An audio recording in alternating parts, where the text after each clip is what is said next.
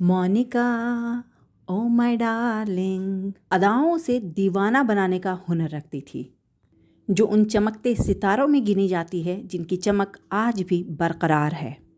दोस्तों, आज item number करने वाली न जाने कितनी ही अदाकाराएं हिंदी सिनेमा में मिल जाएंगी, लेकिन एक अदाकारा ऐसी भी थी जिसका आइटम नंबर आते ही माहौल में ताजगी फैल जाती थी। दर्शकों के दिलों और दिमाग पर यह अदाकारा ऐसा जादू डालती कि बस पिया तू अब तो आजा। इस आइटम गर्ल की दीवानगी ये थी कि कहा जाता है कि दर्शक बस उस वक्त सिनेमाघरों में दाखिल होते थे जब उस अदाकारा का आइटम नंबर आने वाला होता था। जी हाँ, अब तक तो आप समझ चुके होंगे कि बात हो रही है बॉलीवुड की पहली आइटम गर्ल, मदहोश, चुलबुली, अपने हुस्न और अदाओं से दीवाना बनाने वाली हेलन की। मंगता है तो आजा रसिया, ना ही तो मैं यूँ चली। बर्मा में पैदा हुई हेलन आज किसी भी पहचान की मोहताज नहीं है। इस फिल्मी दुनिया में अपनी एक अलग पहचान बनाने वाली हेलन उस चमकते सितारे में गिनी जाती हैं जिसकी रोशनी आज भी बरकरार है और आने वाले कल में भी बरकरार रहेगी। हेलन बॉलीवुड की ऐसी आइटम गर्ल हैं जिन्होंने उस वक्त तहलका मचाया जब फिल्मों में आइटम नंबर का ट्रेंड शुरू ही हुआ था। बॉलीवुड की पहली आइटम गर्ल और कैबरे क्वीन हेलन के बारे में कुछ ऐसी बातें जानते हैं जिसे जानकर आपको भी ताज्जुब होगा कि उनकी ज़िंदगी कितनी उतार चढ़ाव से भरी रही है। हेलन को ताज़ी हवा का झोंका कहा जाता था, जिन्होंने उस वक्त सभी मानदंडों को चुनौती दी जब ज़्यादातर ऑन स्क्रीन अदाकाराएं सर से पैर तक ढकी हुई सिल्वर स्क्रीन पर नजर आती थीं। लेकिन हेलन 50 और 60 के दशक की एंटी हीरोइन थीं, जो खूबसूरत पश्चिमी कपड़े पहनती थीं, शराब पीती थीं, नाचती थीं और बिंदास रहती थीं। लेकिन ऑफ स्क्रीन अगर हेलन की ज़िंदगी की बात की जाए तो इनकी ज़िंदगी काफ़ी उतार चढ़ाव से भरी रही। हेलन ने अपनी पूरी ज़िंदगी हर कदम पर जद्दोजहद किया है। हेलन ने भूखमरी, बीमारी, बहुत कम उम्र में इन तमाम चीज़ों को महसूस किया है। अपने घर परिवार की मदद के लिए हेलन को बहुत जल्द ही स्कूल को छोड़ देना पड़ा और नौकरी की तरफ वो मुड़ गईं।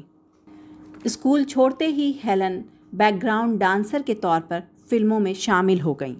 50 के दशक के मशहूर डांसर कुकू से हेलन को काफ़ी मदद मिली। हेलन पहली बार फिल्म शाबिस्ता और आवारा में बैकग्राउंड डांसर के तौर पे नज़र आई थी।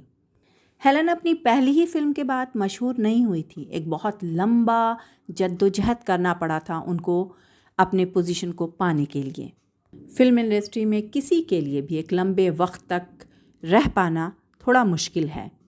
फिर पीएन अरोड़ा ने उन्हें ब्रेक दिया अपने ही बैनर के तले बन रही फिल्म रेल के डब्बा में, और ये वही आदमी थे जिससे हेलन प्यार करने लगी।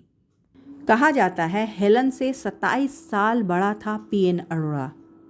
कहा जाता है पीएन अरोड़ा उन इंसानों में नहीं थे जिन पे भरोसा किया जा सके। कहा जाता है पीएन अरोड़ा ने उनका सब कुछ ठग लिया था और 17 साल के रिश्तों के बाद एक बार फिर से हेलन बिल्कुल अकेली और रोड पर थी।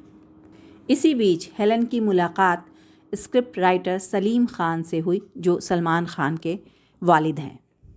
सलीम खान ने हेलन की काफ़ी मदद की और हेलन को एक मददगार और बहुत ही अच्छा दोस्त मिल गया था सलीम खान की शक्ल में।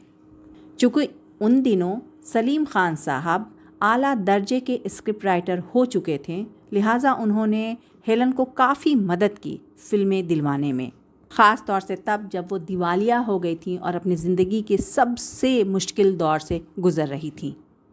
1970 के दशक में कहा जाता है कि हेलन ने बहुत मेहनत की, लेकिन दशक के अंत तक उन्हें कोई फिल्म नहीं मिल पा रही थी। इस वक्त तक हेलन बहुत अकेली हो चुकी थी और साथ में उम्र दराज भी, लिहाजा उन्हें फ़िल्म इंडस्ट्री में काम मिलना बहुत ही मुश्किल हो गया था। कहा जाता है तब सलीम खान ने अपनी वाइफ सलमा और अपने बच्चों को काफ़ी मनाया और मनाने के बाद हेलन से शादी की।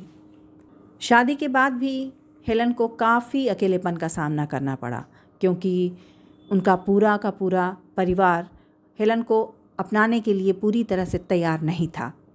लेकिन साथ में ये भी बात काफ़ी काबिले तारीफ़ है कि हेलन ने अपने मधुर स्वभाव से सभी का दिल जीत लिया और सभी को अपनी तरफ कर लिया। अगर देखा जाए तो 1981 के बाद हेलन ने फिल्मों में काम करना बहुत कम कर दिया था। हेलन ने अपने पूरे करियर में 500 से भी ज़्यादा फिल्मों में काम किया है, जिसमें उन्होंने डांसर, अदाकारा, सपोर्टिंग एक्टर सभी तरह के किरदार को अदा किया। हेलन की ज़िंदगी में अलिफ लैला वो फिल्म थी जिसमें उन्होंने सोलो डांस परफॉर्मेंस किया और उसके बाद उन्होंने कभी अपने करियर में पीछे मुड़कर नहीं देखा था।